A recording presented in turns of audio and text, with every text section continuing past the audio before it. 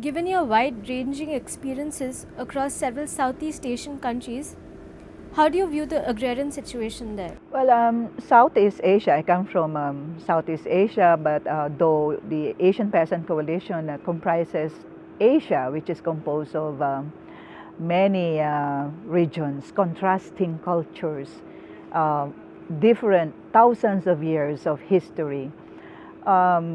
I would say that land has remained at the core uh, of the question of agriculture and what we say as the agrarian situation.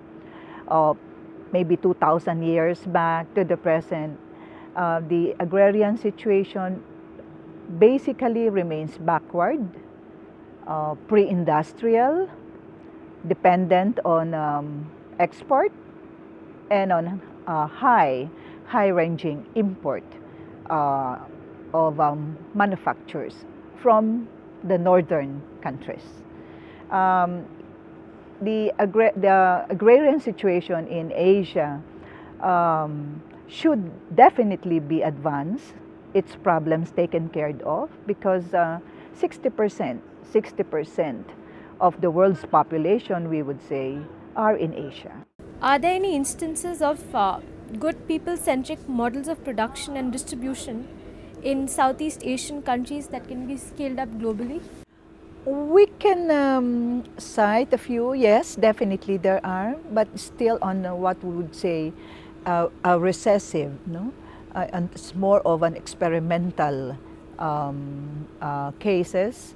And those instances or programs and projects which are undertaken by mainly the peasant organizations undertaking agrarian reform projects and programs.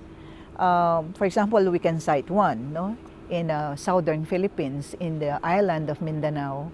There is one organization there. This is a federation of women's organizations in the south, in the South Mindanao region, which is called Kaisahan ng Kababaihang Bihira.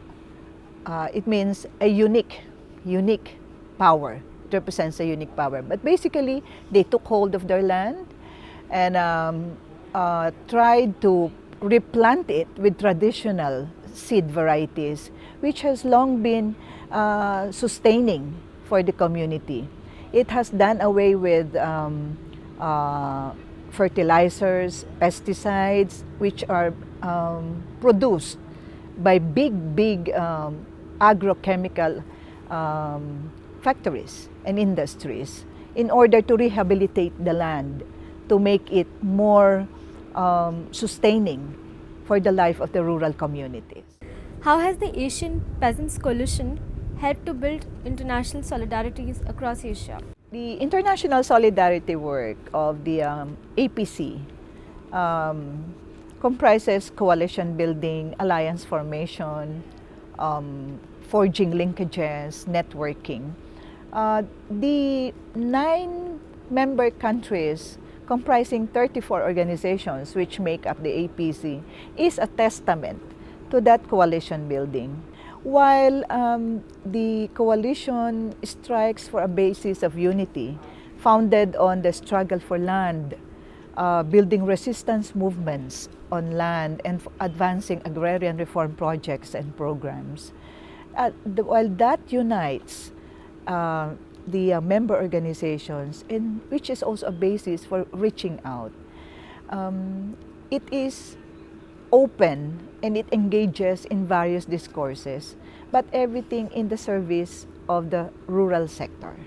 How about trans-Asian solidarities, as in establishing solidarities with organizations, with like-minded organizations in Africa and Latin America, and scaling up the solidarity to even extend to the global south? The APC is, for one, has close linkages with Africa, with Latin America. For example, the APC through its member organizations, for example, the Philippine Peasant Movement is in close solidarity work with the Brazilian MST. No? And it also has close relations with African peasant and rural organizations. For example, APC with ESAF, or the Eastern African and South African coalitions, alliances, big formations. And globally, the APC is a member of various coalition groups and various formations, like it is a member of the People's Coalition on Food Sovereignty. The PCFS is composed of 300 plus organizations, varied, no? But organizations which stands for putting up, fighting for the right to food, and advancing the call to food sovereignty. The APC is also a member of the International League of People's Struggles, which fights the incursions of transnational corporations, of pesticide organizations, and APC is also a member of the Pan-Asia Pacific formation, which basically goes against pesticides, etc.